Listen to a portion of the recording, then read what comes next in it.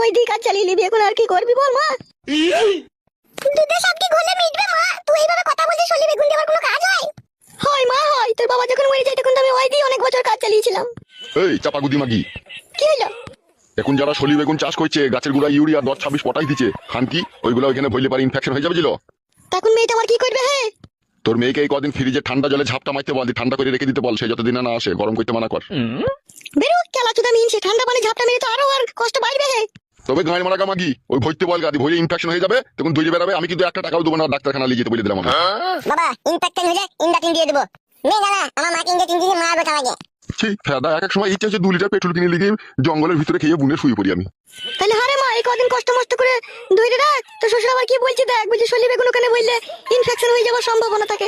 এখন তাইলে ওসব করতে হয় না, জামাই যতদিন না আসে একটু কষ্ট মষ্ট করে ধরে রাখ। সম্ভব নয় মা, সেটা সম্ভব নয়।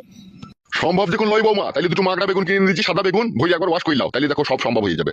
এই মানের মতো কথাগুলো বলো বলি না, এক এক সময় আমার মালটা চিড়বিড়িয়ে চলে যায়। তাহলে এই চিড়বিড়ি মাগি, তা 2-4 দিন কষ্ট মষ্ট করে থাকতে হবে না, ভাত আর নাই যখন ঘরে। সে আমি বুঝিয়ে বলবো তো, তারপর মাগড়া বেগুন হইতে মারা না হে তুমি। আমি বলেছি মাগি, তোরাই তো বেগুনের কথা আলোচনা করছিস। এ মা তুই চুপ কর, ঝগড়া করিস না। বেশ তাইলে তাই কর, তুই শ্বশুর যা বলছি তাই কর, 2-4 দিন একটু কষ্ট মষ্ট করে ধরে রাখ, দেখি